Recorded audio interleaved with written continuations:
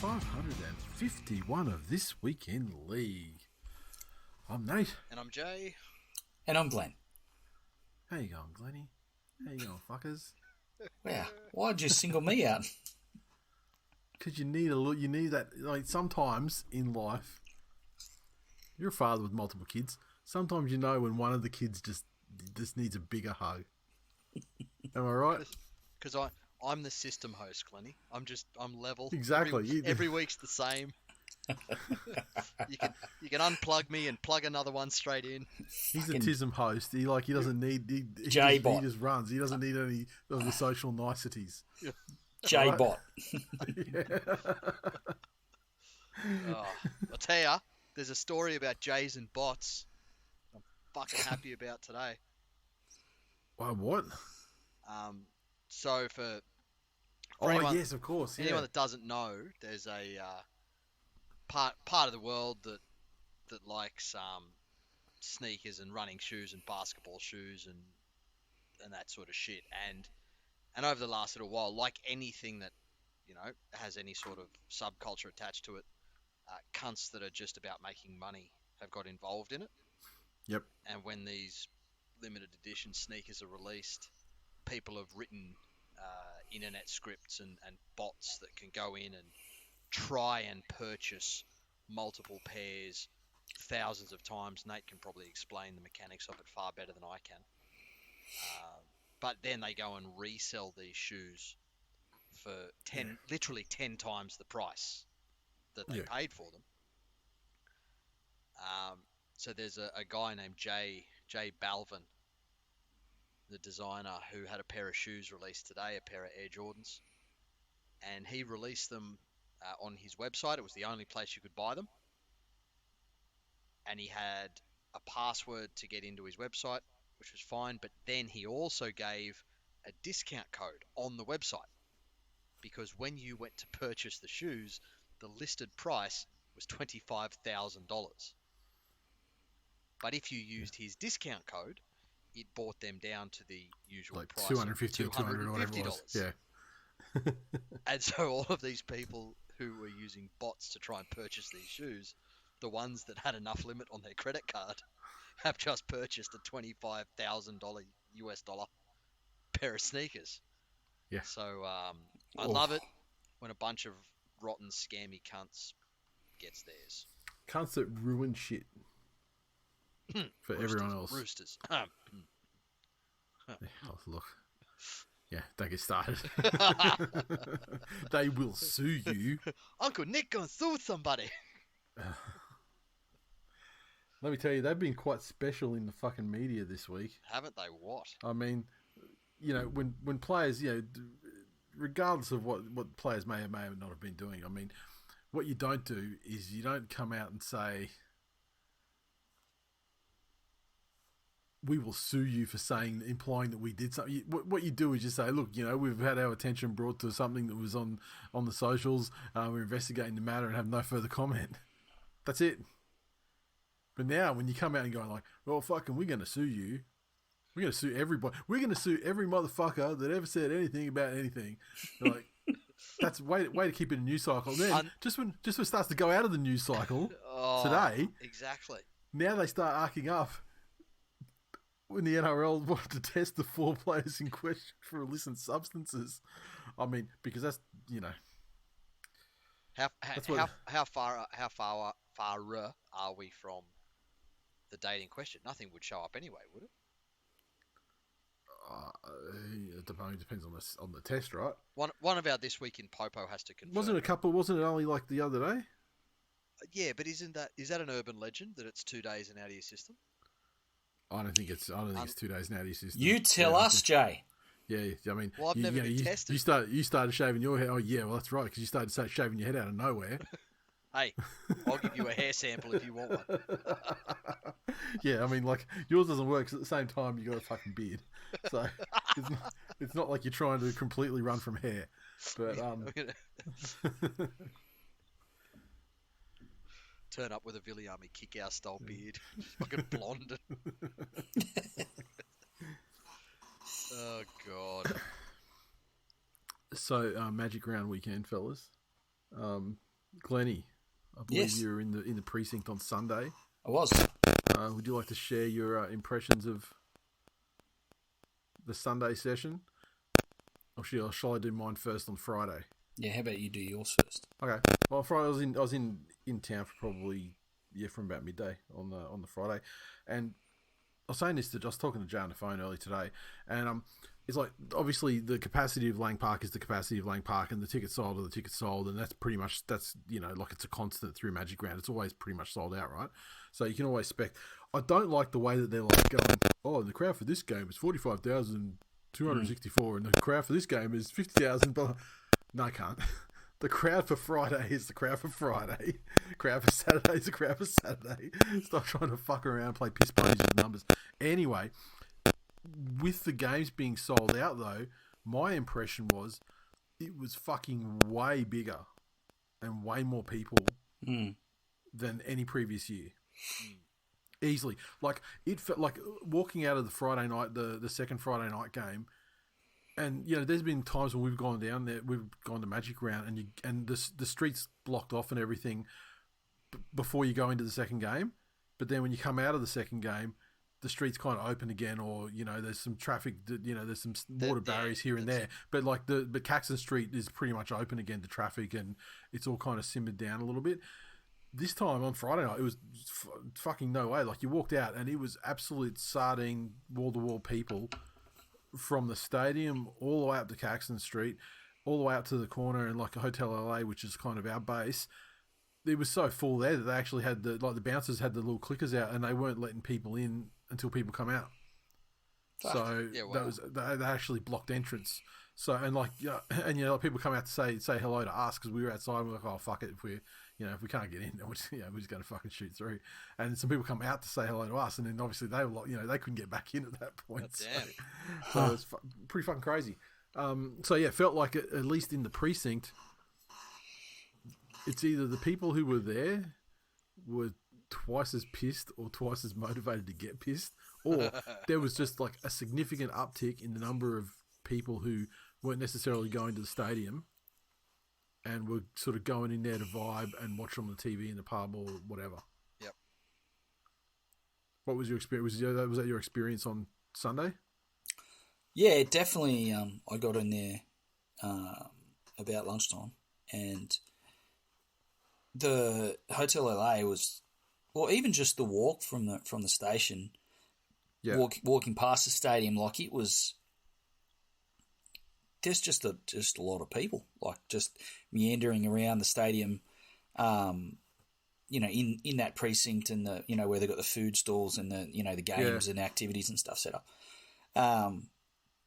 It was packed, and it was great to see. It's always a great atmosphere, and just seeing all the different jerseys and people just basically enjoying themselves. You walked up Caxton Street, and again, it was, all the pubs were, all the restaurants, and, obviously the Caxton was spilling with people, and got to Hotel LA and had to, sort of push my way through the crowd of people to get out the back where the normal sort of space is, and caught up some wonderful members of TWiL Nation and 6 billion Warriors fans. I managed to recognise Levi, who was sort of wandering about, not like I don't know what he was looking for. There was, as I say, 7 billion of his people there wearing fucking Warriors jerseys, and he was getting around like he didn't fucking know any cunt. How good's that though? All those Warriors fans, and not one of them had the same jersey on. Yeah, that's it. Yeah. So. Yeah, introduced myself to Levi, and he came and had a chat. And so that's the first time you met him? Yeah, I haven't met him before. Oh, fantastic. Great dude. Great guy.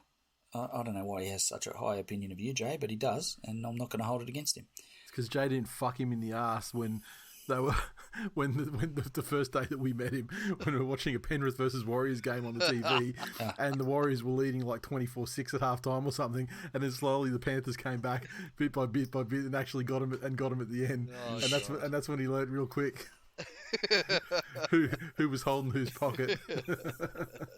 Yeah, yes, it is unfair that I couldn't get in there so he could fucking return the favour. Yeah, exactly. Such is life. I would have loved to. I would have loved to have got you on the ground and got him to do the the photo, the famous photo that got him kicked off. That would have been something for the kids. So Glennie, on Caxton Street, like we had an incident on Caxton Street, but I believe you had an incident on Caxton Street on Sunday. I did. So my plan the whole way down and all the way until I got off the train at Milton was to sort of spend the afternoon at Hotel LA and probably hang around until the Tigers game was finished, and then make the trek home. But got a message as I got off the train saying from Mad Dog, Sean Hunter. Yep. Saying, well, as it turns out, his wife had organised Magic Round tickets 3 days for him. Normally he comes on his own and just sits on his own, but his wife doesn't like that. She calls him Neville No Friends, and so she brought him a +1 friend ticket. Yeah, I can't believe you go on your own, and it's sad and embarrassing. So she bought him 2 tickets, and he took his son on the Friday. I think he might have brought a mate on the Saturday, and he offered me the ticket for Sunday's games with him, and we had a great time. We almost died of heat stroke though before the sun went down a little bit and there was some shade because it was pretty hot. It was pretty hot. But yes, we left Hotel LA. It was myself, Mad Dog, Solzy and Grover, and we're walking down Caxton Street, and there's a absolute, I mean, goes without saying, piss wreck Titans fan, aren't they all? Called me over. Sounded like he'd just tucked into a bowl of gravel for lunch. Called me over. Tigers. He had a large ice. Yeah, definitely. Did a lifetime of ads sort of stand the hairs up on the back of your throat? Were you half ready? Yeah. I was like, is he got like? I wasn't the only Tigers fan around, but anyway, they're like, he's talking to you. I'm like, oh. And he's like, come over, shake my hand. And I was like, I don't know what's up here. I don't know what's up. This is a completely random person. There's no affiliation or anything. No, okay. no. Yeah. So I walk over, and he shakes my hand, and as I'm shaking his hand with his other hand, he reaches into his back pocket, pulls out a wooden spoon, says, "Here, take this and fuck off." So well, that's a little rude, mate. Oh. And then all his mates, obviously he's been G'd up, he's G'd his mates up, they've all cheered. I'm being the good sport that I am. I fucking paraded around with the fucking wooden spoon above my head like it was a fucking premiership trophy. Fantastic. And now, do you think that was the first spoon he'd given out that day? No, I suspect he's got a backpack full of those cunts. Yeah, right. Okay. And every Tigers fan, or I'm assuming mainly Tigers fans. I don't know why he has such an affliction against us, but that's a good bit. I was impressed. It's the only time I heard of it all weekend, so that's a good bit. Yeah. Yeah, I was impressed with his commitment to the cause because be fucked if I'd be carrying wooden spoons around. Well, as it turns out, did indeed carry a wooden spoon around for the rest of the evening. It's currently sitting on my kitchen counter at home. There you go. Sent, tie little ribbons to it or something, like little black ribbon or something. You met a strange man and took a fucking spoon from him and laid it on the kitchen counter where presumably your wife prepares food for you without wondering where it's been. Well, I've got to be honest with you. There was no marks on it. Like, if a Titans fan hand you a spoon, you suspect that ice has been cooked up in that motherfucker at some point. But there was no marks, and it was definitely clean. It was straight out of the packet. So what it didn't smell like ice? Is that what you're saying? No, definitely not. Like? He's a paleo ice addict. You know, Nathan. You know. I think it's a Stone Age technology. So, yes, good times. Had a great time with the football, save for the result in the Tigers game, which I have to say was expected. And, yeah, Magic Round done for another year. Great people, great football, great event. Did love Volandi's press conference announcing that Queensland government had signed on for another 3 years. Stephen Miles tweeted about it like at 7:30 in the morning that morning, like hours before Volandi's conference. So it's great comms there, guys. yeah, perfect. You can't do it. You can't really do it anywhere. Like, there's no, like, the only place in Sydney you could. I mean, look, you could do it out at like fucking Sydney Olympic Park, but there's not, and there is a precinct there, but it's not nearly as good or as close or as small as, like everything all in one spot like Caxton Street is. I think if they did it in Sydney, it would be fucking massive. Yeah, I also think though you wouldn't get as much. I don't know what they'd have to set stuff. They'd have to set stuff up around like Allianz or something, because there's nothing actually like on that scale of Caxton Street there. Mm. You know what I mean? So I mean, if they, like for people to eat and drink and that sort of stuff. Yeah, and just generally be in that area, like 5 minutes walk from the ground for the entire time. Because think about Lake Park. I mean, they've got shit all pretty much all around it. You got like Newstead, on one side of the field. You got everything on Caxton Street on down the other end. You got the like even the CBD's not that far of a walk, or so it's pretty close. I mean, so yeah, I don't know. We had our incident on Friday night. We're walking down before the Manly game, down the mall. It was me, Claire, Jonesy, Grover, Cruzy, and Cruzy's daughter. Meth juices. And so we're walking down Caxton Street, and we get pretty much down to before the Caxton, and up comes a familiar face with a camera crew, and Dean Witters, and then he had a host, some female host of a show, and a cameraman and a producer for some show on NITV. I forget what it's called, like over the Black Dot, or in the Red Fork, or I don't know, something. But they come up and they go, "Oh, we got a Broncos fan and a Manly fan. Like, you want to do like trivia?" And so Cruzy and Jonesy are like, "Yeah, okay, we'll do it." And so they sort of had to make it look like they had to go back and rewind and go back and make it like they stumbled upon these people walking down the mall and stuff. And so they're walking down the road, sorry. And so we're walking down there, and then it becomes a trivia thing. I'm thinking, I wonder what one of us going to be like. And first question goes to Cruzy. And I believe it aired on NITV tonight as well, if you want to look it up after you've heard this. But but you need to know that you need to have the record straightened, because they fucking zapruded that shit, and they fucked with the edit. And the first question goes to Cruzy, and like, okay, it's a trivia competition. How hard is it going to be? And it's just like, what year did the Broncos come into the competition? I'm like, easy, right? And then Jonesy, what year did Manly come into the competition? Easy, especially for like one of the former faceless men. And the second question was, how many premierships have the Broncos won? And Cruzy's like, I can't remember what he said, but he smart ass and then said a number, and and then how many premierships Manly won? He's like, 2 more than them. And so then it was back and forth. Then the last question was something like, who's the longest serving coach of the Brisbane Broncos, which is obviously for the Broncos is Wayne. And then she added, who's the longest serving coach of the the longest serving captain of the Manly Seagulls. And he goes, well, considering the game where he broke the record was just like 3 weeks ago, it's Daly Cherry Evans. She's like, burn, wrong. It's Jeff Tuvey. And he looks over to me, and I'm like, and he's like, no, it's not. And she goes, yeah, sorry, the Broncos got one, you lost, blah blah. And then so we just, and like Jonesy was pretty full at this point, so he's just like, can't get over it, right? In fact, I was chatting to him before, he still can't. He watched it again tonight, and he still can't get over it.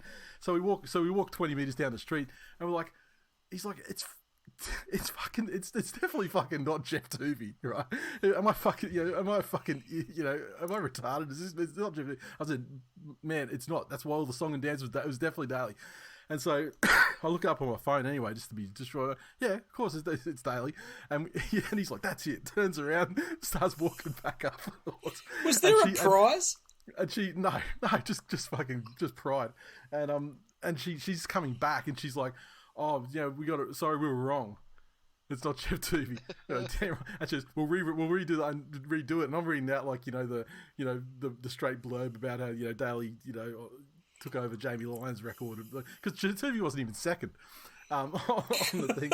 And so they filmed that, and then he's still fuming, but off we go down towards the game. And turns out tonight they put it on, and the edit's just really weird. Like they just cut off, like he doesn't get a last question in their edit, because they were wrong and they fucked up and they know it, but they just kind of awkwardly just not give him a last question in the truth. So and they didn't put the filmed correction that they did at the end with the two of us. yeah, didn't do that either. So, and unfortunately, like we turned back from the group, and he went marching back up to give it to him one more time, and everyone else was sort of like back like 20 meters down the road. So we had Grover. Grover was sort of filming a lot of it when it was happening at the start, but he didn't film the extra bit. But it's pretty funny. How was Cruzy? Great. Was he worried at any stage that Payne Haas would maybe see him and guess his nationality and jump the fence? Yeah, I tell you, our Broncos fans do not like it when you inquire to Payne Haas from the stands how his father is. Just saying. No. They do not.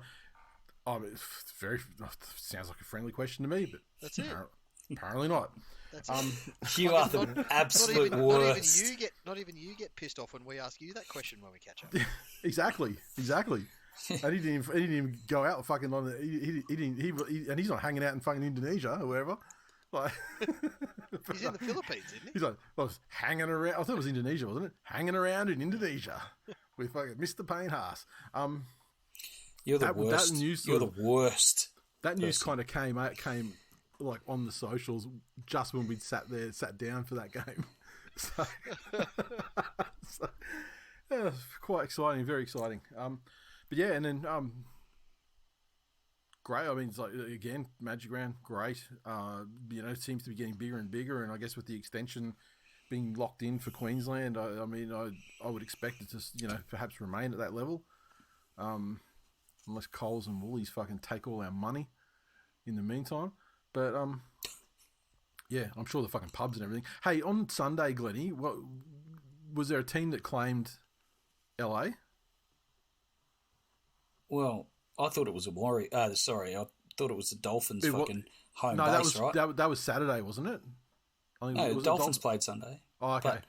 But upstairs was Dolphins then, right? Officially or unofficially, I think the Warriors outnumbered every other fan of every other team. Like on Friday when I went there, it was Canberra. Right. And when I was crossing the road from the shop, as in they held a function there, or just the pure numbers of them. They had a big banner across the top veranda there that said, Canberra HQ, Magic Round HQ, whatever. And obviously they played first on the Friday, so you get there Saturday, that banner's gone, and it's some other teams claiming the spot, But look, it was great. It's great to meet some new faces in TWiL Nation as well that were there. Grover did an excellent job. I mean, he sort of found out on the flight up, listening to the podcast, that he was in charge. And but look, he did it. He did a very good job, marshalling people as he always does. Yeah, and got to have a great chat to him. Before the witching hour and the fireball started sinking in. Oh, and he started. I specifically said, and he started turning into the Grover that you hear about. Yeah, I specifically said to the man, because I ordered myself a meal to have for lunch before I went down to the stadium, and he said, "Oh, are you having a drink?" I said, "Oh, look, I just Solzy had bought me a Coke Zero, and I said, no, it's going to be late. I'd rather have my wits about me, so I'm not drinking today." Okay, no worries, cool. So I'm there and tucking into I get my lunch, and lo and behold, he comes back with a fucking fireball. It's like, mate, I literally just said. So anyway, be rude to not drink it, so I drank it. Yeah, very, very rude. And that was that. That was the only drink I had. But he, as he always does, the Grove can enjoy himself and cannot sleep, seemingly. So listen, it's all on the socials, well documented. The hours he kept on that fucking weekend. So yeah, nice. R.I.P. again to his fucking liver and everything else. Yes, but Magic Round, love it. How good. Yeah, it's great. And thank you to Jay and Claire and Josie for hooking me up with the ticket at the last moment, because it wasn't easy. Manly function was good too, down at that, was it called Darling and Co? Just down Caxton Street, just sort of diagonally across the road from you walk past the ground, and it's just like on the next corner. Okay. It was great. A lot of people there. Got some insights from our Big Nuts Mestrov, and he was quite candid too, especially in the face of drunk people telling him what they thought of Blacktown and stuff. They did a great job. And yeah, I really rate him as a as a CEO, and I love his work and hearing some stories. So very good. And that's Magic Round. To the end. There we go. For another year. Nice. Except for the games we've got to review. Except for the games we got to review. Let's blast through. Let's do what we did last week. Let's blast through the games. Do you want to go through any news? Oh shit! Yeah, there's we a news should. piece I thought you'd be very excited for. I'm surprised you missed it. Yeah, another. Look, this episode may be. Look, everyone enjoyed Magic Round. Who cares if we don't do reviews? Let's do an hour and a half of Nate ejaculating over fucking Brad Arthur. Listen, I want to preface any statements I make right now with the disclaimer that I actually have nothing against Brad Arthur personally. I got a lot against the Parramatta Eels though. And so anything against that I may have had against Brad Arthur. Is it possible for the Roosters to sue us for anything we may say about the Eels? Possibly. Well, it's possible. They will find a way. They will find a way. They will find a way. But no, I've got nothing against Brad Arthur. He was great. He was a great assistant coach at Manly back in around like the in the Tuvi era. Yep. Love his son Jake that plays for Manly now. Nothing against him. I just think it's fucking hilarious that when he gets sacked, Trent Barrett becomes a coach of Parramatta. Oh my god. I dreamed of days like these. Smiling through it all, can't believe this is my life, etc., etc. Trent Barrett again in charge of a club. Now, I believe that he is not going to have the job going forward. It's just going to be for the rest of the year. So maybe if, Souths can kind of, put their best foot forward to impress Wayne, maybe Trent can grab himself another spoon. That would be lovely. But as Glennie fucking closes up his fucking hell, army jerry can. He was just filling up the fucking Hummer on the way to fucking pick up some more IEDs. I just wanted a drink of water. Can you please that sounds like you're opening the fucking missiles from The Rock. Is Sean Connery there to give you life advice? I hate doing this show. I hate it. I don't do it anymore. Yeah, listen, Brad Arthur. I would love Brad Arthur to come back and replace like Jim Dimmick as an assistant coach or something like that. That would be fucking great. Bring the gun hooker, the other son, over with him as well. That would be also great. But Trent Barrett coaching the Eels is a dream come true for me because fuck the Eels and fuck Trent Barrett. It's a match made in heaven for me and not for them.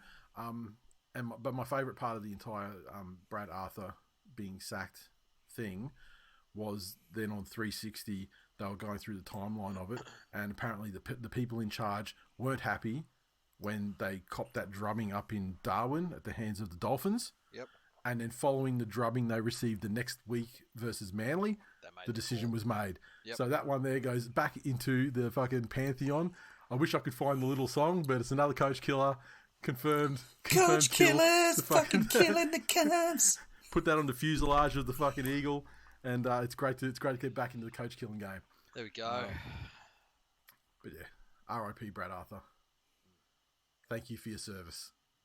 And when I say your service, I mean like another decade and a half of Parramatta Eels. It would be fascinating. It'd be really fascinating to actually go and score coaches, and it'd be a fucking involved metric to do it. Okay, good. So not me. Like you want to, not any of us. Like you'd want to give them like some sort of like talent score. Oh God. So like we all know that. Here we go. Well, it's easier to win the more talent you've got. Oh, you're talking about talent at your disposal in terms of playing stuff. You'd want to give them some sort of quotient there. Yep. And then go on wins and losses, but also season finishes. Right. So a certain amount of points for whatever you finished. It wouldn't be the worst. He's not great. No, and look, I think that he definitely rebuilt Parramatta to a reasonable level, and they got to the grand final. And I just think that, like what happens with any coach that's anywhere for a significant period of time, you just kind of get like a staleness through the squad or whatever. Like, I don't think that their players are particularly terrible. No, I think that at the moment they're definitely underperforming, like their talent level, and there's some injuries and things like that obviously involved as well. But yeah, I don't think it's anything against him as a coach. I think that maybe he does have that Brian Smith thing, like where he can absolutely build a fucking side. Yep. And get them up to that sort of perennial finals contenders level, but he can't take them to the next step. Yep. Maybe there is some of that to him. But yeah. Interesting. Who doesn't have that? Trent Barrett. Trent Barrett will he just gets in there, fucking looks where the fucking ground floor is, and starts mashing the fucking button until the door's shut in that lift. He loves it. What else have we got here? Glennie.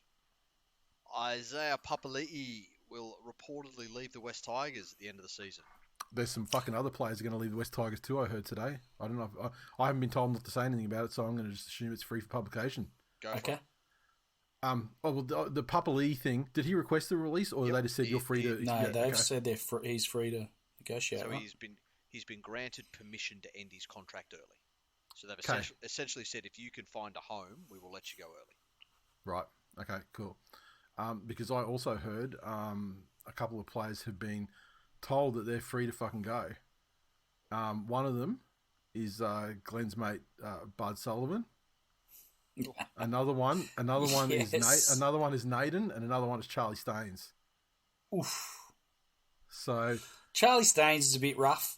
he is a bit rough. No, in terms of he's not really he's not a polished player. The decision to move him on is probably a little bit harsh compared to the others, but can't argue with Naden or Sullivan, that's for sure. And Papali'i, he's had a couple of good games. I'll give him that. Last year was an abject fucking disaster for him and the club. And we haven't seen his best football, which is a shame, but he's got a touch of the Adam Blair signing sort of about him, and I don't hate the idea of him not being there. I am a well-professed Naden truther. Mm-hmm. Who have they got in a better position to replace him, or who is on the open market that they can fill that spot with? I just think that this is potentially Benji and Richo identifying very quickly that they're not up to it, what they're trying to do, and therefore let's just fucking rip the Band-Aid off. But what are they trying to do though? Because I had many seasons with Naden, and he fit beautifully into a system. Well, that's the thing. Given it's easier to look good when you've got such other class players around you. But there were, and I've lived through fucking Adrian Pertel. Yeah. So. But there was no system around Adrian Pertel. He could have been fucking the GOAT. He could have been the system GOAT. You never know. Wrong era. True. That's true. But yeah, I don't know. I'm not sure Naden's the issue. As in, he's a symptom. Yeah. That's it. I don't know that anyone's pointing the finger solely at him. No, I mean he's just not in the plans of what they they want to do. I think that's reasonable. I mean, because there have been some times where he's been fucking diabolical, and Charlie Staines he's barely played a good game since the entire time he's been at the Tigers. Yeah, in my opinion. I mean that guy. I mean that guy is a testament to the system. Well, there you go. People are looking at him as a good signing. The Tigers plan to just sign Penrith rejects. And then I saw when the Scaffs won that game on the weekend, I saw Isaiah Papali'i liking the post about that. So let's go into look into crystal ball and speculate and say Papali'i back to the Warriors. I think it's pretty fair to say that Papali'i did not want to go to the Tigers in the first place. Tried to agitate to get out of the deal. then, he fronted. I wouldn't say he's played 5 good, like really high quality games during his time at the club so far. So, Reports also that the Roosters have given Angus Crichton and Tupanua permission to explore potential exits. Well, I mean, Angus Crichton had a deal, not signed but arranged to go to play rugby in France, and one of the provisos was that this team in question, which I forget off the top of my head, one of the provisos was that they remained in whatever league they were in. Yep. And they got relegated, so it kind of like nullifies. Yep. Like whatever that deal was, and he obviously had the shits at the pursuit of Fafita. Yep. I still think that they've got so much money that they'll find a way to sign him. Like they've got so much cash, they'll give him cash to sign him. This has come up in this article that the Roosters would be a landing spot for Papali'i. Yeah, and Tupanua has definitely been told. Maybe they'll suggest to him that they'll sue him if he doesn't sign. Yeah, maybe. Yeah, maybe they'll throw. We will sue you if you don't. Thinly veiled threats. That's hilarious. Yeah, we will sue you if you don't sign for us. Look, Isaiah Papali'i back to the Wars, and which means that Mitch Barnett is surplus, and he can come to Manly, and everyone wins. Yeah, beautiful. There you go. What else is happening in news? Is there any actual news? Or are we just... I mean, that's it's kind of speculative, but I mean, there was actual news there with Brad Arthur. Tigers bombshell. Sorry, forget about Brad Arthur. Sorry, there was actual news there with Trent Barrett becoming the coach of the Parramatta Eels. That's it. Wayne Bennett still isn't official with Souths, but all but. I am told, and again, I know this one wasn't supposed to be under wraps, but I know that the Eels have meetings, I think 2 days in a row, with Jason Riles coming up over the next little while. There you go. That is the big talk at the moment, that they get the Storm. What was he? Was he lined up for the Dragons job? No, he was the one he was at recently. He was spoken about. He was an assistant at the Roosters, and then there was talk of him maybe like a succession plan with Bellamy. They fired him, and they fired him outright. So then he went to the Storms, and like that's where he sort of begun his coaching career, I think, as well. Yep. But with Bellamy extending again, it's kind of like, who fucking knows what sort of, when you never get an opportunity down there as an assistant looking to succeed Bellamy. Can I ask a silly question, right? I'm just getting to the stage of the news where it's saying that all these other states want Magic Round. Right. However, it will stay in Brisbane. Yep. Yeah? Why do we only have to have one? Yeah, I mean, I guess they just don't want to dilute it or whatever. Well, there's because remember have a Brisbane Magic Round, or use okay. So are you suggesting if there was one in Brisbane or one in Sydney, you'd get less travelling to Brisbane? You'd get the Sydney people say, "Oh, fuck it, I'll wait for that." But also as well, you've got to get the clubs to buy into it, and for Magic Round to happen, you need you need up to 8 teams willing to forfeit a home game to Lang Park. Well, if it's in Sydney, so you have Brisbane.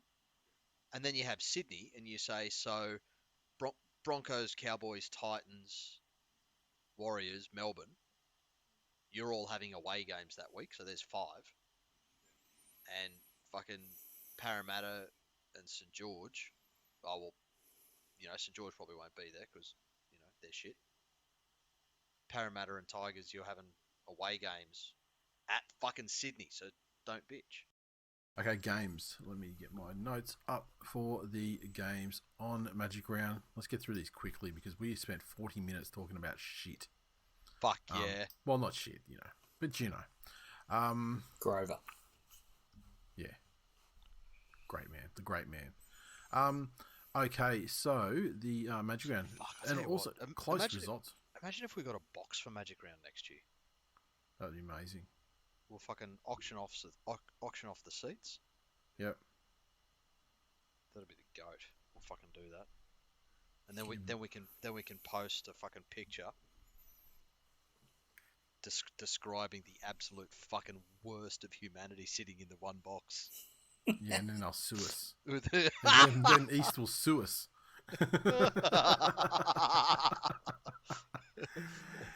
Oh God. Now the what is it? The first game, the Raiders 24 defeated the Doggies 20, and look for a time there until the Trent Barrett led Parramatta Eels came along. It was very close margins all weekend, which was fantastic. Very exciting and close games. And this was the first of those games.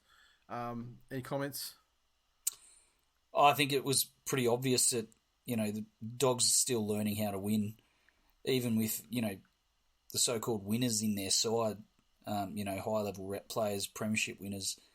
They need to learn to win as a group, and to not be able to get over the top of a side that was down to 11 men. From Canberra's perspective, though, this is the sort of win that can catapult a season and give them something to draw from as they face adversity over the course of the rest of the season. They can draw on this and say, we got out of that. We had no right to do it, but we got out of it and we finished over the top of them. Yeah, we sort of took our seats probably around the last 10 minutes of this game. And fuck me, it was blatantly apparent that the people involved in leadership positions in that side, like your Burdens and Marnie especially, not so much Fox, I suppose, but like Burton and Hutchinson and Marnie, no fucking idea. Because they had so much attack, 10 metres out and shit, and just dropping it, fucking hopeless. And just when it comes down to that last 10 minutes, if you've got the Dogs chasing, it's you got a pretty comfortable situation, I think, because they really, you put the pressure on them and they will absolutely fold at that point. Man, is Rapiner the biggest cunt, the biggest active cunt in the game right now? Yes. Honestly. Yeah. Oh, well, look, obviously Marnie's got his, again, seeing it live, Whitehead was fucking furious in that last 10 minutes at fucking Reed Marnie. Well, I don't know what he said to him, but he had him absolutely redlined for that entire 10 minutes. And to the point at the end of the game when the full-time thing went, it was looking like it was going to be some biff, and it took a long time for things to calm down and to get the players to shake hands and shit. I don't know what he said, but he had Whitehead absolutely fucking redlined in that last 10 minutes. He's obviously the biggest germ in the game at the moment, I think, biggest pest. But Rapiner is just is the biggest cunt, and he's just, well, I guess the era comes to an end at the end of the season. He's going to retire, right? So, but man, yeah, that guy's a piece of work. Yeah. All right, moving right along. The Broncos 13 defeated the Manly Seabs Eagles 12. This one I wasn't too unhappy. Honestly thought we were going to get blasted, especially when it was 12-0 after 11 minutes. Thanks to what is probably the dumbest fucking sin bin I've ever seen in my life. I mean, Isaiah Yeo wasn't great on the weekend, but for second, running on side past the ruck, chase the guy and grab him 3 meters after the play of the ball was it didn't need to be done. It wasn't like the defense was at 6s and 7s or anything like that. They were fairly, I wouldn't say they were composed, but they were reasonably. Most of the people were back. It wasn't like one of these desperation ones where it's I'm taking the sin bin to stop a guaranteed try. It was I'm just taking the sin bin because I've guaranteed got an extra chromosome. But yeah, legit the dumbest sin bin I've ever seen in my fucking life. And I would, if it's on the Mount Rushmore for sure, and I'd love to, people can by all means remind me of worse ones, but fuck me, that was stupid. But after that point, I mean, they conceded a 3-on-none try. Yeah, in that period with the sin binning, but for the remainder of that time they defended really well, and for the remainder of the game they defended really well. And when you have someone as critical as Tommy out of the side, not just because it's a good play, you don't have him your side, but because of the way that everything attack wise kind of, he chimes in all across the field in a number of different ways, and there's a lot of things that are just built because of the way he plays the game. So to get Kohler gradually, they started figuring it out, especially once Gordy came on at dummy half. And once they figured it out, they started looking dangerous, created some opportunities. And my God, the discussion we need to have, like, I mean, obviously that penalty at the end that gave the Broncos a set, like, sort of 15 metres out where they scored the field goal was fucking garbage. But surprisingly, while it was garbage, I don't. It's all there's a big problem at the moment with players laying down, and I don't necessarily side against the players because I think in this case when there's crushes and stuff, it doesn't get called fucking 9 times out of 10. Yeah. Unless, like, the player's down and then they look at the replay and they go, oh, yeah, the guy got crushed or the guy got smacked in the face. Yep. And then they go, oh, okay, so it should be a penalty. Because if you don't do that, then because it's not because the referees aren't good enough, if you don't lay down and wait until you get given the penalty, what happens is you get up like a G, you play the ball, play goes on. 2 sets later, the referee will stop play and go, got a call from the bunker. That's on report. That doesn't fucking do anybody any good in the now. Yeah. Like, in that game, it does nothing. It does nothing for the team who it happened to. They don't get any reward for it. It's just like, oh, in some, on Wednesday night, it's going to fucking affect the team that did it, maybe, but it's not going to, it doesn't do anything for you in the game. It does always shock me, and again, we've fucking said this 1,000 times. When you're sitting there watching at home, right? How many times do you see something and you go, "Fuck, that looked high"? Yeah.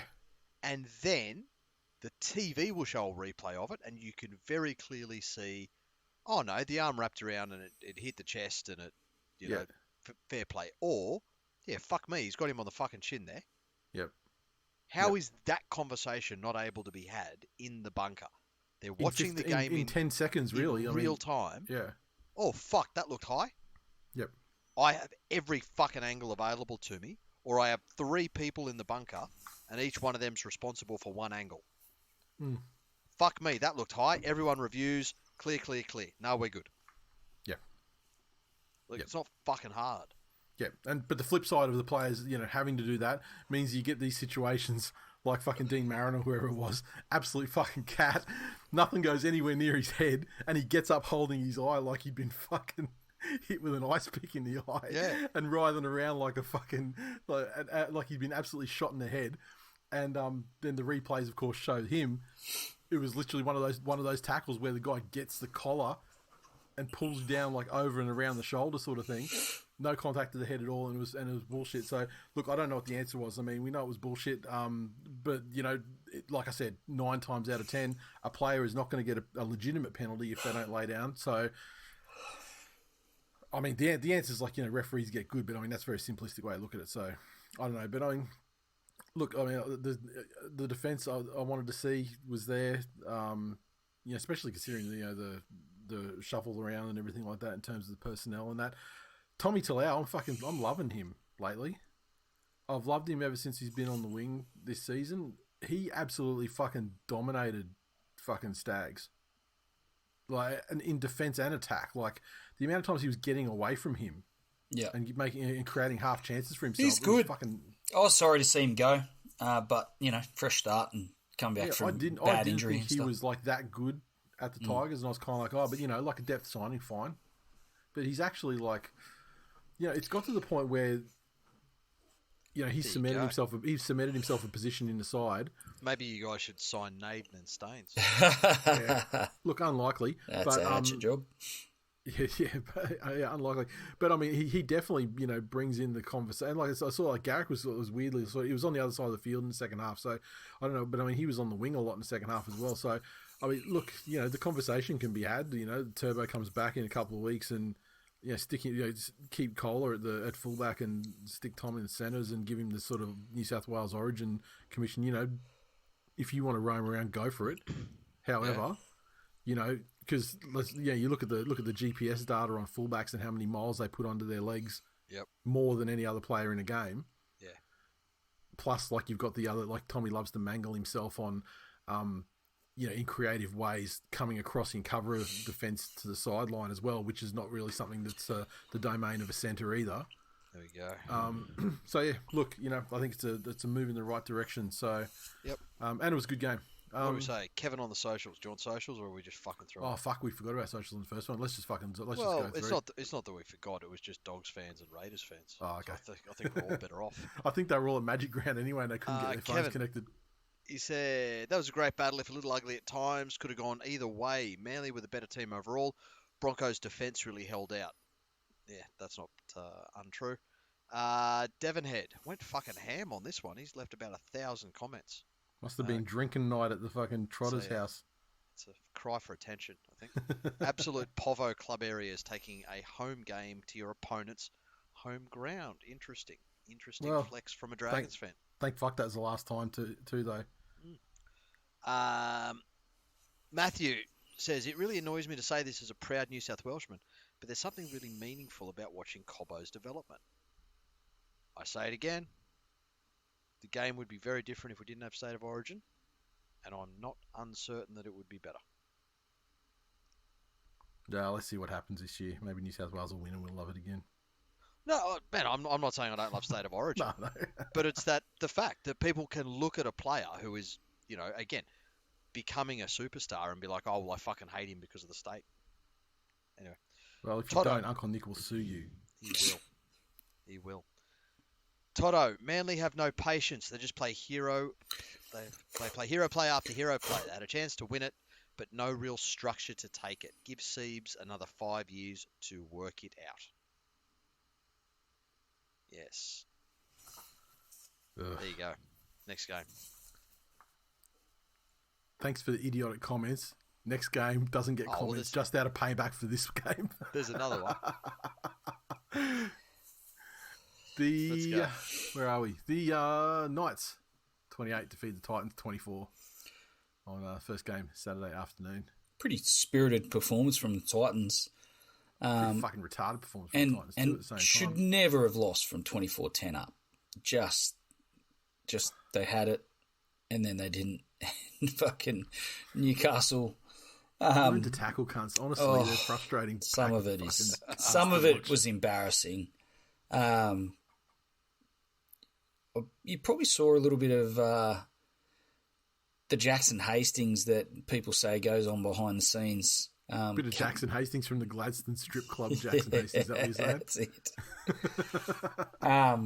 Yeah, he fucking Gladstone Strip Clubs. Jesus Christ, made a real cunt of himself. And can you imagine how sad that must be up there? Man, I've been to one at like Malula Bar and it was fucking terrible. And and the Sunshine Coast has beaches and stuff. There was. I have one of the fucking premier stories of my youth in there. There was a place in Gladstone years ago called the 3-in-1. Oh, sounds ominous. And it was to the bottom level was like a sports bar.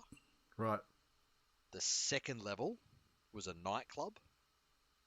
And the top level was a strip club. And each of them were full on at what they were doing. So nothing was it was the weirdest fucking thing. But there was I was 19 up there doing work. And this was before the mining and resource boom. So Gladstone How did they sustain 3-in-1, let alone 1-in-1? Well, that's what I'm sort of thinking. It was, probably should have been 1-in-1, but yeah, good old fucking Gladstone. There you go. I'm sure it's gotten no better. But yeah, and that was hilarious. Like the circumstances around him getting sent to the bin, like dobbing himself in or getting fucked up because of his own insistence on the situation. Look again, Armstrong. The Knights are going to struggle. They're going to struggle to move him out of there. And his future is surely it's 100% at another team now, right? Clearly unearthed talent of the game. Yeah, definitely. Knights haven't lost, undefeated Knights with him as the custodian. Yeah. And do they try Ponga at 6 again when he comes back? It hasn't worked particularly well previously.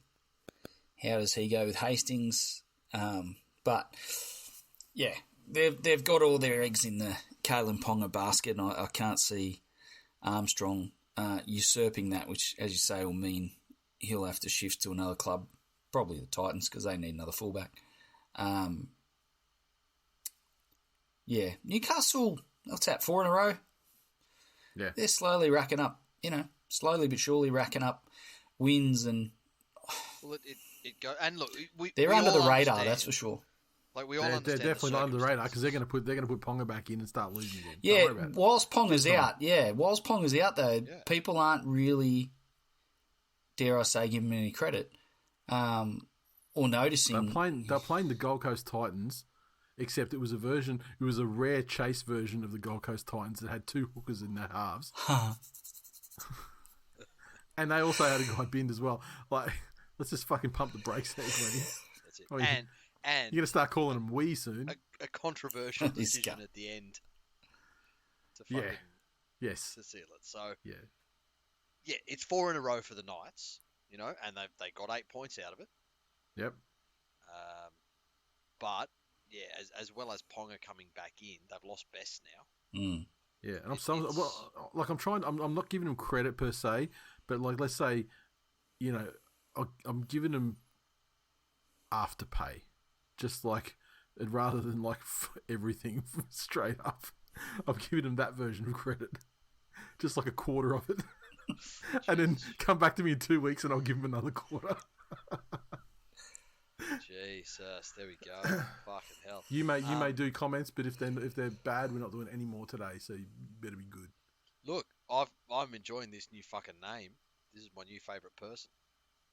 It's Sickfro Legal. Jesus. Oh yeah, that name is a name from the past. Please tell me that person has large, curly tufts of hair. I couldn't tell you the first thing, but the name is obviously memorable. And they you can know it when you've seen introduce it. themselves as Sickfro. Yeah. That is fucking just great. Love it. Enjoyed watching that as a neutral, but bunker decision kind of took the fun out of the finish. Daniel, Hastings is turning into a grubby little germ the last few games, and it's costing us. He's not playing well enough to accept that from him. Norts, good to see the Haas family locking in tries like they lock in jail time. There you go. Matthew, who knew having a couple of hookers in different positions could be so entertaining? Indeed. Danny, we barely got out of this. Happy with the win, but fuck me, the defense, ball handling and discipline needs to improve. Scott, refs faulting is a meme, but Jesus Christ, it's hard not to when the team is on the wrong side of interpretations weeks apart. It's like they're expecting a result and manage the game to that result. All the bullshit aside, pretty proud of how the boys got up for that one with a spine of hookers and down on more troops again. There we go. See, Titans fans and Knights fans, they can be civil. They can. Sharks 38, Roosters 30. Do we feel like Cronulla shedding the tag that they can't beat the better teams in the comp?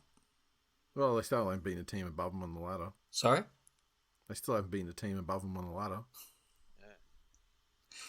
So I will say conceding 30 is not a great look, but I'm impressed with the Sharks.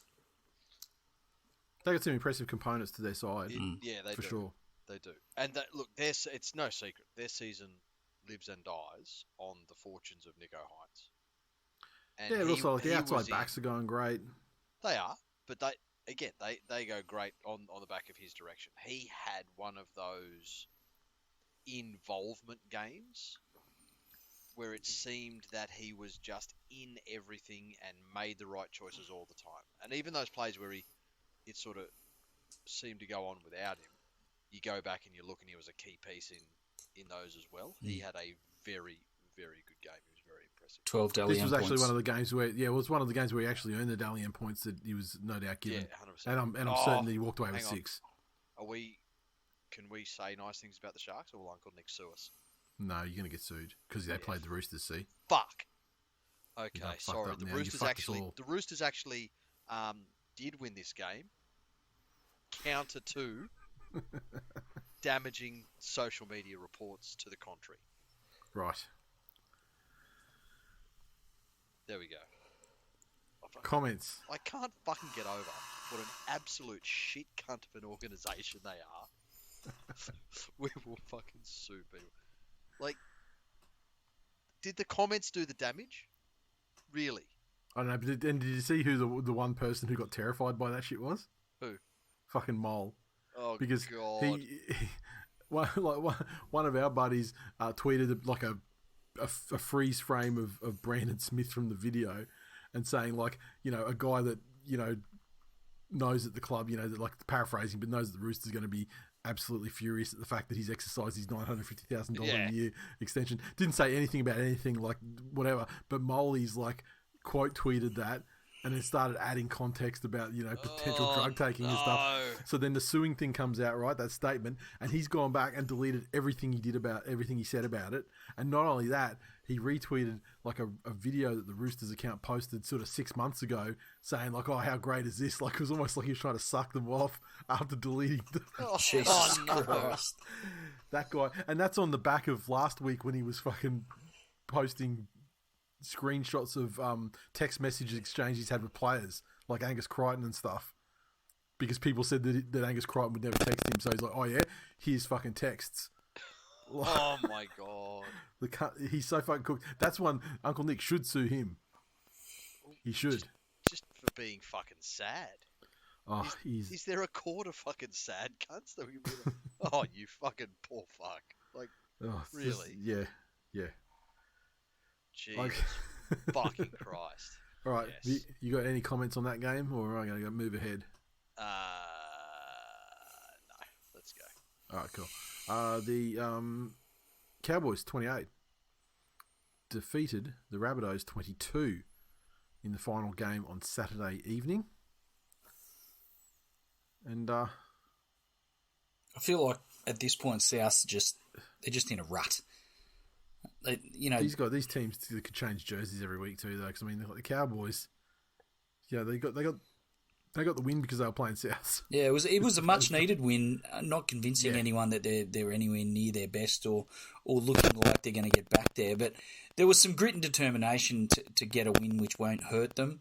But yeah, South, they just struggled to nail a few moments. They fought right to the death, but just a few moments in the game which could have made the difference, and the Rabbitohs couldn't take advantage, and the Cowboys.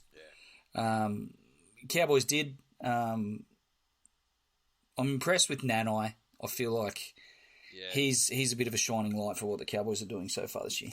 Yes, I feel like with South, they don't make you earn much at the moment. Normally we're used to teams, and even the Tigers in their worst, you sort of felt like they'd at least make teams earn points. They might fuck up and knock on 3 times coming out of their own in goal and invite you back in. But you would still have to put something on to beat them. At the moment, it just feels like the minute something goes against Souths, they're a fucking house of cards. They could be well in a game and well up on momentum, but then one error or a pass is a little bit off, and the entire team's just like a blubbering fucking 12-year-old. Yep. It's absolutely shocking. Anything else you want to say on that? Not. Daniel, he goes, yes, it was definitely the coach. Hey, kicked them out of the comp again. # fuck the bunnies. Ryan, how the fuck is Sean Kepi allowed anywhere near a Steeden, let alone first grade? Thanks, Souths. Yeah. And Thomas, I didn't fucking understand this, what he said. Coming from an amazingly hot, sunny 17 Mai celebration, where I even got to swim, to this shit on the 18th, they're just taunting me by getting this close. They want to hurt me after a great yesterday. I have no fucking idea what any of that means. Please explain yourself, sir. He's a fanatical Souths fan. He's going through a bad time. What's a fucking sunny 17 May celebration? MAI? Or is that a misprint of May? I don't know. Why just like... I'm at the point where I just stop trying to understand and just let things be. There we go. Okay, so don't explain yourself. I'm glad People, you enjoyed your... People are going to be the way they're going to be. I'm glad you enjoyed your sunny Mai. Yep.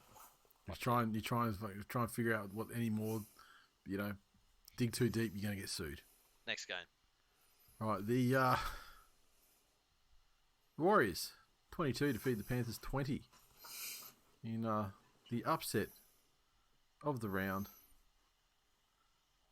Who wants to speak about this one first? I mean, the Warriors minus RTS Sean Johnson and losing Wade Egan, which is usually a death knell for them when that happens.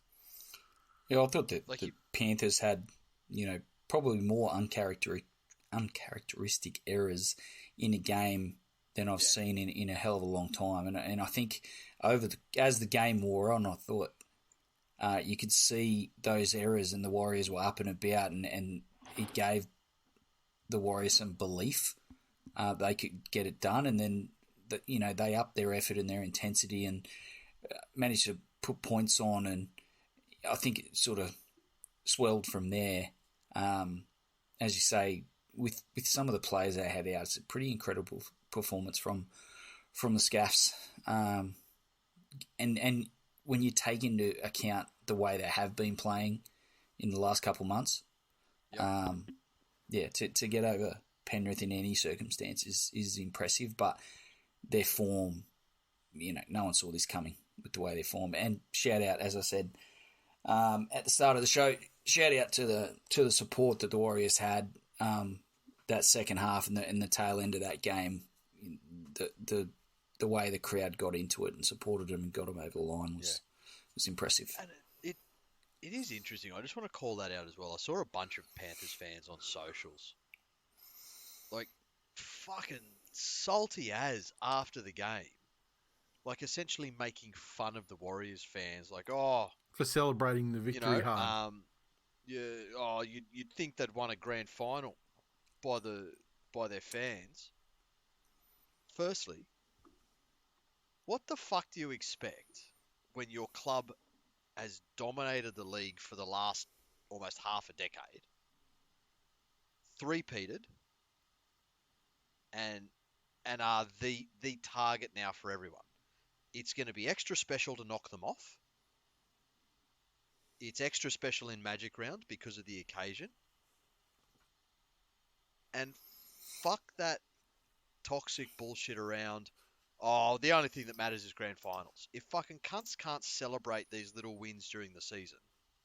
Yeah, they haven't won in over a month since Manly broke them. What's the fucking point of sport? They had a bunch of players out, like their top level players are out of the fucking side. Yeah. Players going down through the match as well. Yeah. That is exactly the sort of match. The thing that you said was actually the thing you said on Twitter was actually the best thing, where you said something like how can we go around being so proud of our team, how good we are, but other people aren't allowed, so other people aren't allowed to equally celebrate when they beat them. Yeah, like it does the fucking mental gymnastics to be. Yeah, we're great, we're the best, we're so fucking dominant. Oh, look at them cheering just because they beat us. Yeah. Fucking hell cunts. But yep. Yeah, anyway, that shit fucking got to me.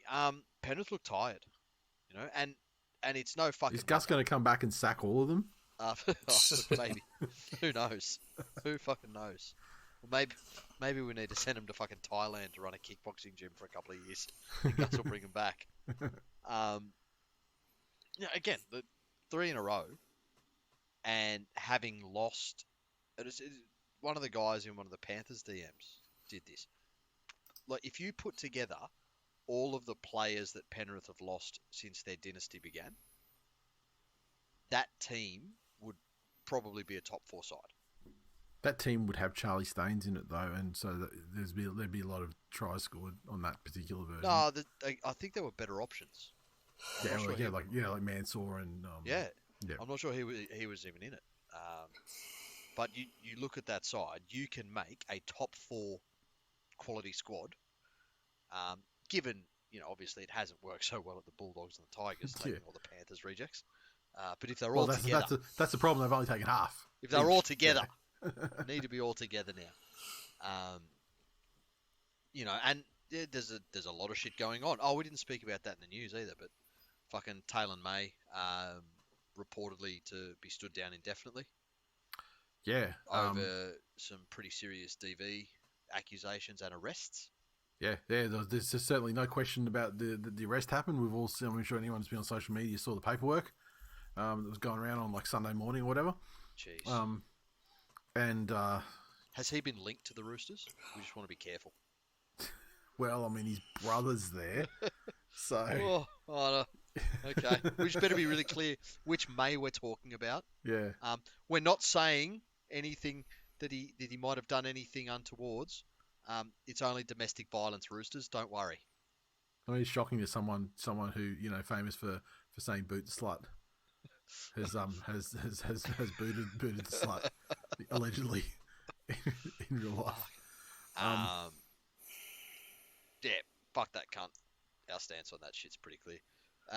But yeah, Penrith looked tired, and the Warriors were a more energetic, more focused, more thorough team on the day. And the Panthers had the opportunity to deliver the karma. That's it. Back to that started the whole scaffold war with the bullshit penalty being awarded, and but Dylan Edwards, he's not about that. He knew the Warriors deserved it. To salute New Zealand in the best possible way, he kicked it as if he was to wear a nick out. Yeah. And 35 metres right in front. How the fuck? He did it like he was manning a fucking gun on Aak Beach. At Aak Cove. Yeah, and fucking hell.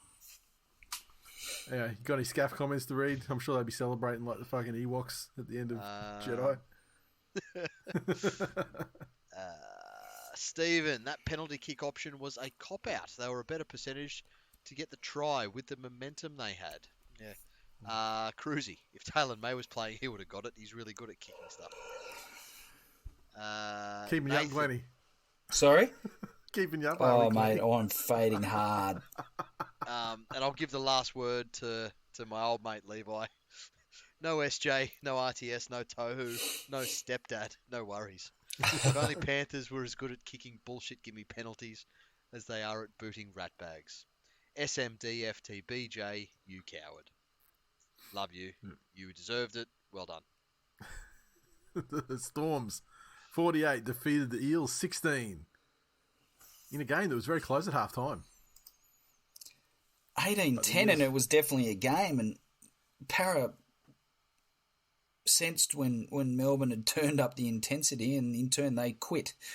And Melbourne, they are a shocking team in that last 30 minutes of a game. Oh, fucking atrocious! Like some of the tries Melbourne scored, just fucking. Before this game, though, they were like in the last 30 minutes. They were like, I don't know if they were one of the better teams in the first half, but like they held their own most definitely. But in the last 30 minutes, they're like the worst team in the comp by far. And this game would have only just amplified that statistic and blown it out even harder. Oof. Yeah, abysmal. But it's a game. But it's hard to hate because it's the game that delivered Trent Barrett as their coach. Mm. So, serious injury to Munster in this one, and what was the injury? Groin. Yeah. Yep. And so he's definitely missing Origin. Yeah. And has there been a week total put or just like he's definitely missing Origin and what plus how much? One report I saw was 8 to 10. And is this the same sort of groin thing that he'd struggled with to even get at the start of the season? Yeah. Okay. Yeah. So. Yeah. Not good. Yeah. I'll tell you what, Origin's taking some fucking shots this year. I was going to say, is it just me, or have we got a lot of big name players down for extended periods of time? Origin B this season. Yeah. It's going to be. New South Wales might win. Yeah, but we lost most of them with like Cleary and Turbo and. Yeah, I agree. They won't. Many others, I'm sure. Latrell, I mean, he's injured somewhere. Yep. Brooksy's going to get a call up. If he gets a call up like Bradbury and New South Wales win State of Origin, holy fuck. Holy fuck. Can you imagine the little legs pumping in sky blue? There you go. What are you going to do There you when go. the little legs draped in sky blue come running all over you, Queensland? Oh, God. I feel dumber for listening to that. I Fucking next. Yeah, Grover's at the game. So Stuart Stuart said you can't spell fold without an L. No, you can't. Daniel, Para need to just stay on the field at halftime. Someone is spiking their Gatorade or something. Bethany, only the 2024 Parramatta Eels could get destroyed by a halves pairing of Grant Anderson and Tyron Wishart. Merge Para and Souths and send them to Perth. There you go. Yeah. And and the other big L taken on that day, of course, was from Melbourne. In fact, with one of the old Melbourne people on the Facebook group trying to get back in. The racist crusader himself. No. Unlucky. And you know what? There hasn't been a big groundswell of go on, let him in. Finally, the last game on the cow paddock, absolutely torn up by probably Saturday afternoon. I think it looked like it was loosening up on Friday night. The Dolphins 24 defeat the Tigers 12. Glennie was there in person. Explain yourself. It was a game at half time. Yeah, I think Dolphins took control of the key moments. The hammer makes such a difference to that side, not only in the style that they play, but the belief that his teammates have when he's in the side. And just having, his ability to take a ball, or an offload. And, there was a kick return where he had no business getting through and stepped off his left foot and cut through and raced upfield. Just, yeah. What he's done at the Dolphins, from where he was in his time at the Cowboys, is remarkable. And the recruiting decision by the Dolphins to get him, in large part structure the team around his skills and ability is fucking masterstroke. So I was impressed, and it's even better to watch live, even though it was against my team. And look, we've already spoken about Naden. 2 horror shows in 2 weeks. Somebody plant a bag on him or something. But he wasn't alone. But we just fell away, and I don't know if it's a fitness thing but there was parts where I was nervous, where you could see the spacing and just the counting of numbers defensively from where we were sitting was way off, and the Dolphins were good enough to pick them apart, and we played again down to 11 men at one point, 20 minutes or so with 12 men, and just tough to win football games when you've got such ill discipline. Yeah. Lovely. Yep. Unfortunately, I couldn't get a win for you, Glennie. Came all the way down the mountain. Is what it is. But I will say, as good as, and I said the Hammer's more impressive live. I thought watching Bud Sullivan on the television was bad enough, but seeing that live, that was it made for a long drive home, I've got to tell you. Stuart, the Dolphins made every mistake in the book, many of them 4 times, giving their opposition every chance. In response, the Tigers had Brent Naden. David, what a fucking punish of a game. We did ourselves no favours with passes over the sideline and shit handling. Fortunately, the Tigers were slightly worse. Still, jam rolls for all at Redcliffe tomorrow. I'd eat it. Andrew, so good seeing the Hammer back. He is something else. Agreed. Kevin, Benji's put some steel in them. You can see it. Problem is, 3/4 of the team just aren't good enough. Taruva is a step in the right direction because Staines is a fucking stain, but Benji needs to seriously shed some dead weight next year. When your teenage number 6 is your top 3 most consistent players, you got some fucking bludgers. I'm not even a Tigers fan, but I feel so bad for all the shit Benji is copping. Yeah. I got to agree with Nate to a certain extent. I don't know if the knock on Samuela Fainu is that he has a propensity to be lazy. I know he has a propensity to be crazy, but he spent a lot of time on the wing. Yeah. You might not have picked it up in gameplay with the television camera angles, but from where we were sitting, like, and it was quite early on into the game, like you don't need a rest out there, bro. Yeah. Yeah. You know, and you've got other guys, you know, TWiL and, you know, Clemmer, Steph, those guys taking, you know, doing all the heavy lifting, you know, trying to keep him in the game when, you know, in those early exchanges, and you've got a guy that size and that talented just fading out onto the wing to avoid the tough stuff. So, wasn't impressed. Yep. Nice. There we go. That's it. So that time for games then. Previews. Okay, so Thursday night's game is the Bulldogs versus the Dragons. And let me have a quick look at the teams and see if anything interesting has happened. Not a heck of a lot. I mean, it's interesting to see Toby Sexton coming into the main squad, but not the side itself. Generally, I think these squad lists sometimes they just kind of fill them up with names, just to fill them up with names. But Dragon side, Luciano Leilua returns, along with some others, you know, not particularly impressive. I am backing Canterbury in this game. Yes, so am I. I think that like both of these sides are not good, yet both of these sides have developed a seemingly very solid sort of baseline.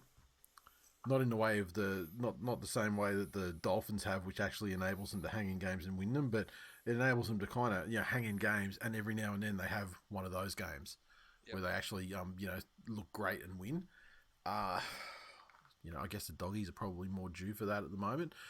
Dragons coming off the bye over Magic Round as well, though. Yeah. Look, if it's close in the last 5 minutes, the Doggies will probably lose. I'm looking at this game to tell me what I want to know about the Dogs for the rest of the season, because they've been travelling along well, but then last week they fell back into some poor habits around just expecting to lose. Mm-hmm. And if they can get through this one, I think their season will get back on track nicely. But losing this one could be a big danger to them. I'm going to pick the Dragons. Well, Glennie has been absolutely converted this season. Who would have thought? Glennie has become a Dragons fan. I would have thought because, when we tip against them, they win, and when we tip them, they lose. Oh, no, you're right. Yeah, no, sorry, mate. I've got a poor memory. Dragons. Yeah, Dragons by 13 plus. Tip Dragons. Cowboys take on the Tigers. This one's a 6 p.m. game on Friday, and it is up at the Abattoir in Townsville. If I've ever learned anything in my life, it is that the West Tigers own North Queensland and always win up there. Oh, I'm glad you've been paying attention, Nathan. The West Tigers are well and truly due a win. And I tell you what, luminaries, rugby league future superstars, Declan Casey and Josh Valetti in the centres, replacing Naden and Olam. What could possibly go wrong? Yeah, two rookies in the centres, one of which has to also pair up and cover for Charlie Staines. What could go wrong? I'll tell you what, a fucking lot. Val Holmes, Murray Taulagi, Scott Drinkwater. Get him on for anytime tries. Get him on for 2+ if you dare.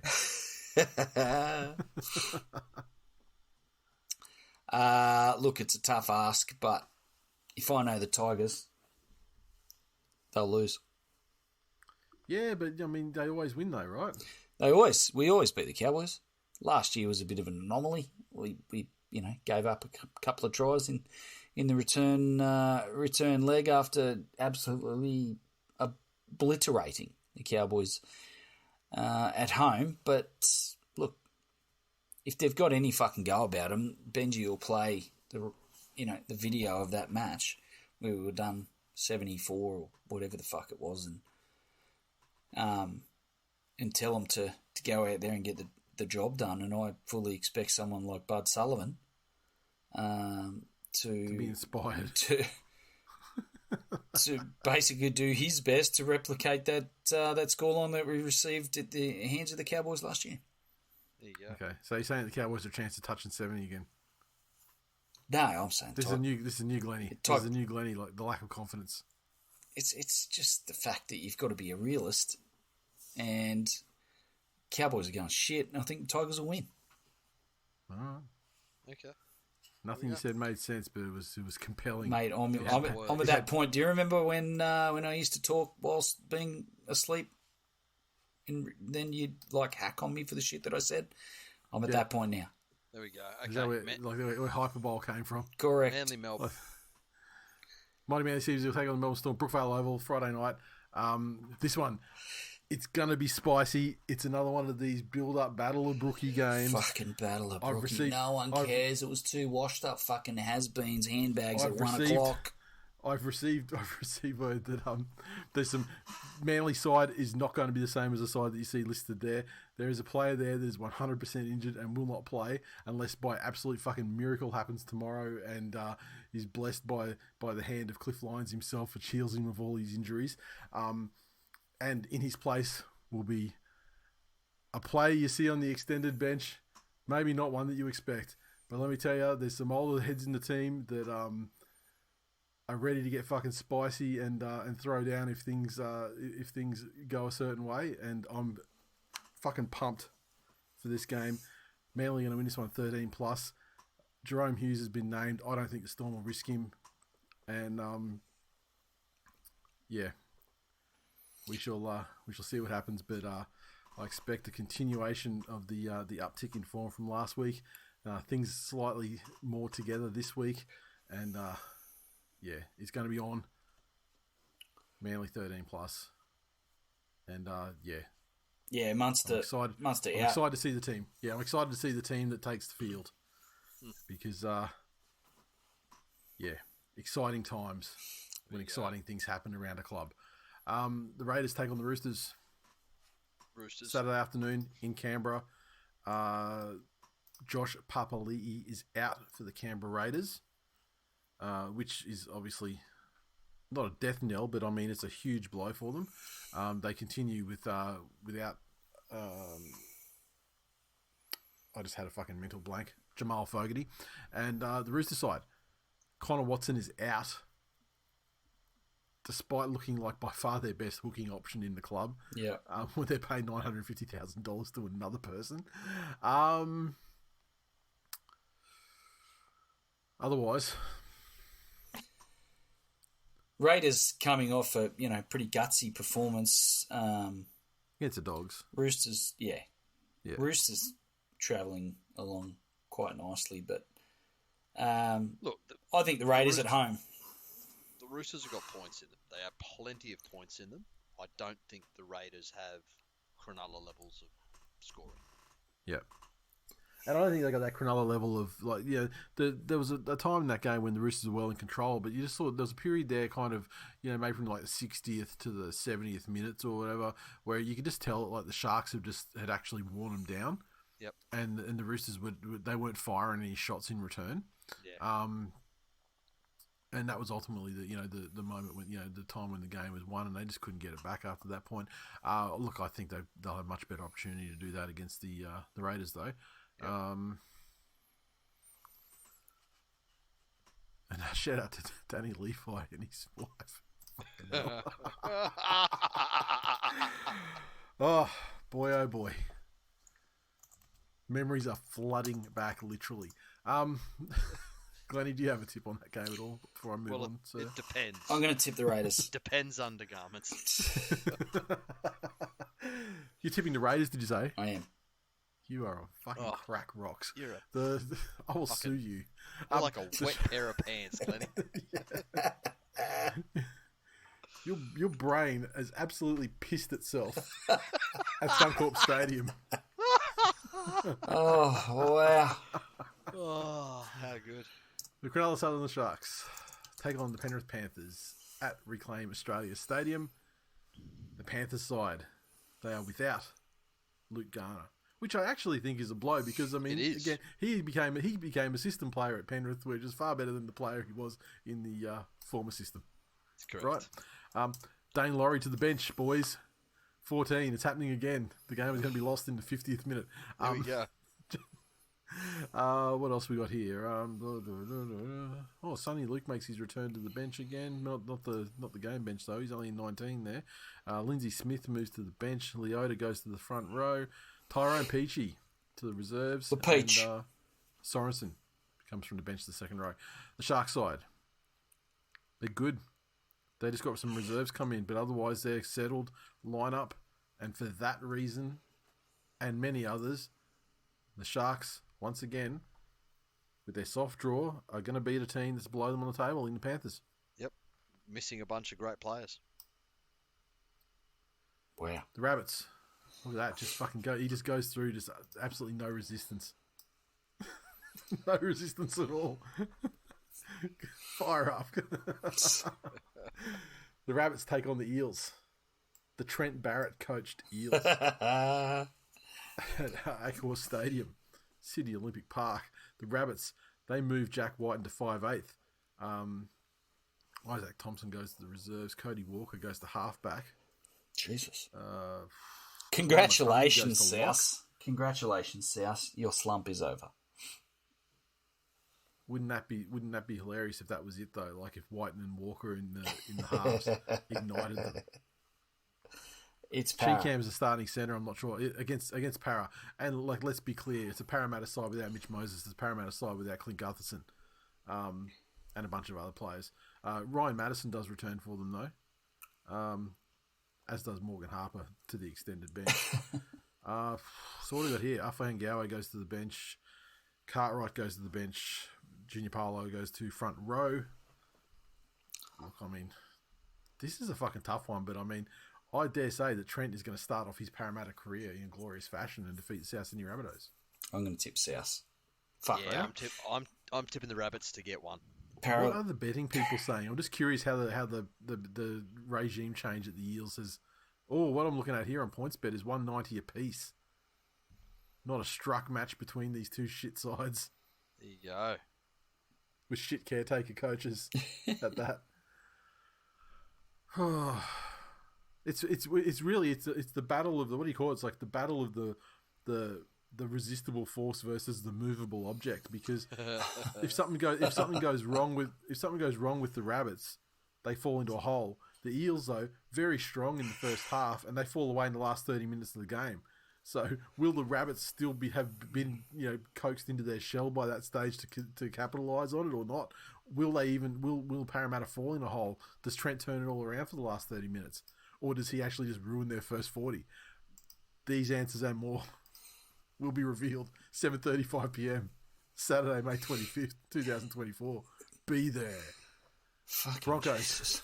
take on the Titans. See, I could be a better commentator than fucking Glennie. That was unnecessary. Goodbye. That was, that's right. Hey, goodbye, you've been taken. Or I could do, the Matt and Abel thing. And now there's this guy. I can do that. The Broncos take on the Titans. Broncos. Sorry, I didn't hear you. Did you say Gold Coast? Said Broncos. That's all we need to do. Broncos. Yeah, Broncos. Yeah. Really. I mean, Tony Staggs is out after he got fucking bitched by fucking Tommy Talau. Reece Walsh does return though. Billy Walters returns as well. A bunch of other cunts like Marty Tapau.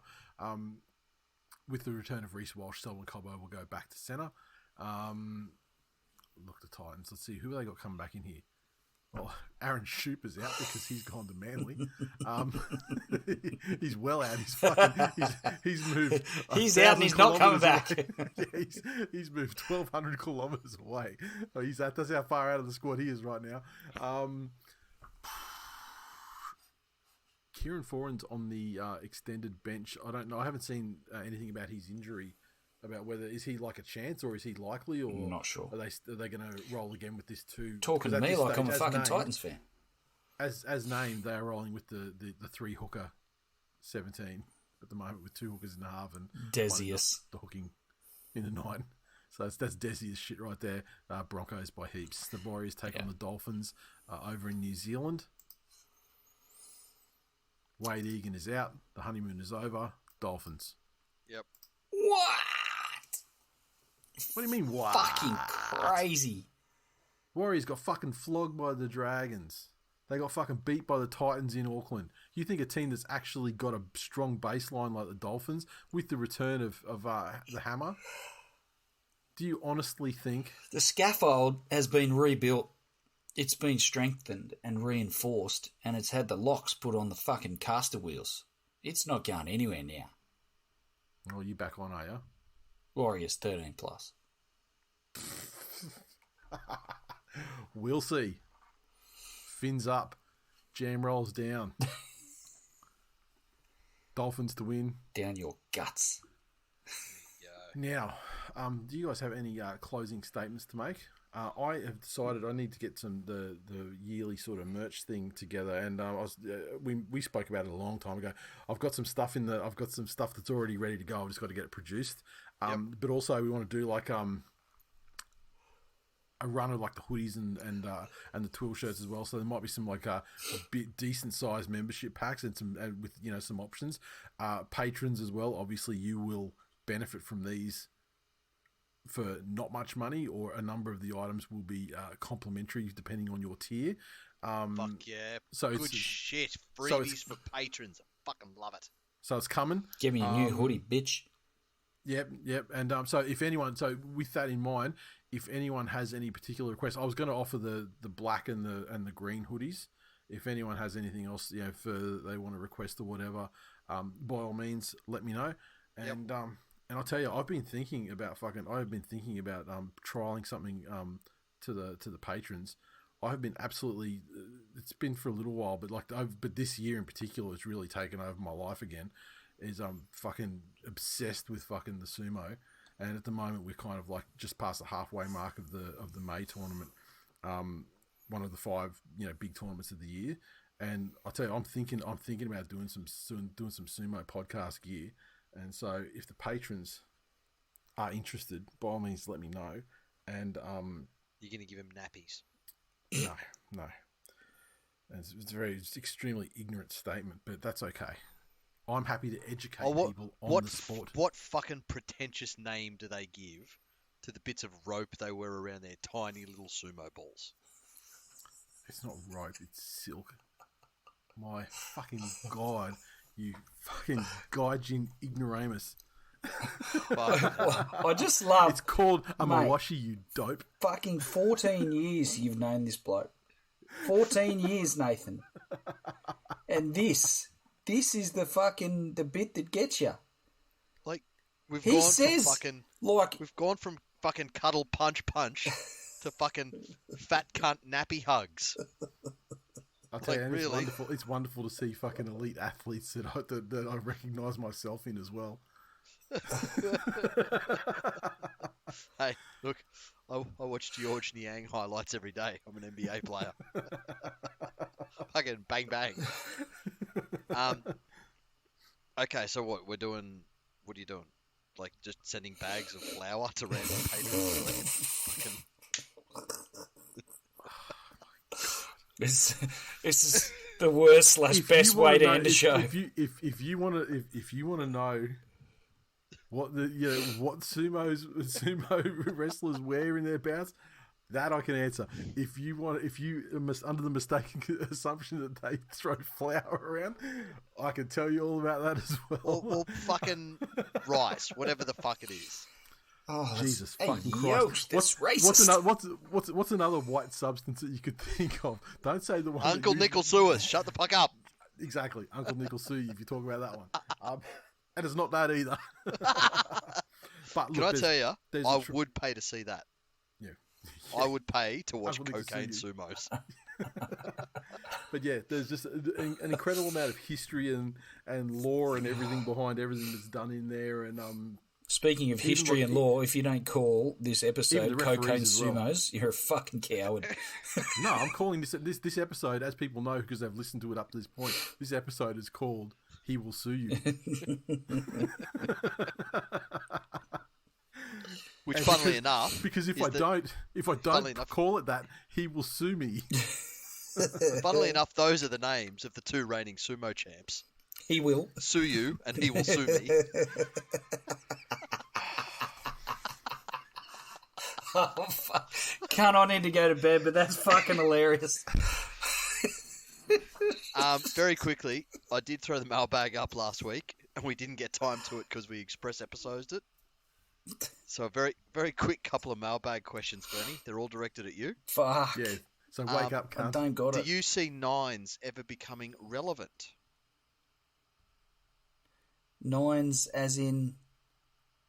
As in the nines, the nine-man form of the game. It had a shot at the title. Yeah.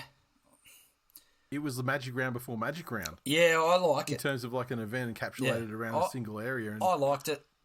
I think it's, pre-season as a bit of a kickstart to the season. But they've got to pick and stick. They've got to make it a permanent part of the calendar, even if it is a precursor to the season proper. So, but personally, I like it. Jason, you have no fucking idea what the hell you've unleashed here. What band or bands do you regret not seeing live at a concert and no longer have a chance of seeing?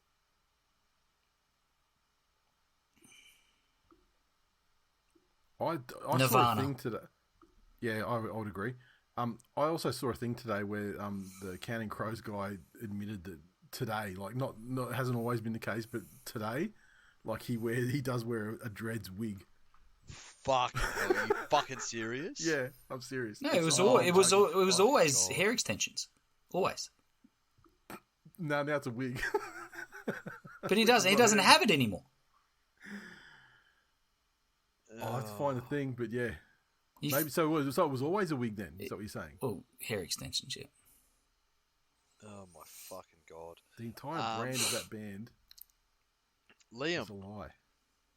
Liam, he wants your thoughts, Glennie, on grown men wearing football jerseys in public, not on game day. I used to be a fiend for it, to be honest. I would wear Let people Tigers. live. Yeah, I honestly don't give a fuck, and mainly because I used to do a lot of it because I had a fuckload of Tigers jerseys there at one point. I remember I had. What happened? Did you burn them on social media? No, I just got fat and grew out of them, and I just fucking donated them, and someone else burnt them. So yeah, no, Can it's you fine. imagine that? The poor fucking kid in Africa pulls out a Tigers jersey. He's like, you know what? I'd rather be cold. Which is not really that much of a threat in Africa. No, as that's far fair. as what I know about the climate. Sure, it gets cold at night. My only I thing, don't know. I hate the material that the jerseys are made out of these days. The retros, I'm all for the fucking retros. Oh, the retros were actual, like they were actual jumpers for winter. Yeah. They Back are in the day, comfy yeah. as motherfuckers. But yeah, no, Yeah, like the the polyester or whatever it is these days. fuck that Not shit. as good. There we go. There's a quick mailbag. Sorry we didn't get to you last week, but Glennie was tired. I'm fucking tired now, and I'm that tired tired. now. I think it's cold in Africa. Oh fuck, there's a Toto song in this. Yeah, it's not talking about the rains, it's talking about the snow in The Africa. Tigers jersey. I said Charlie stays to fucking Africa. Oh fuck. Uncle Nick will sue us on behalf of Toto for that one. Yep. All right, that's it. Let's go. See you next week. See Go ya. Glennie. Bye.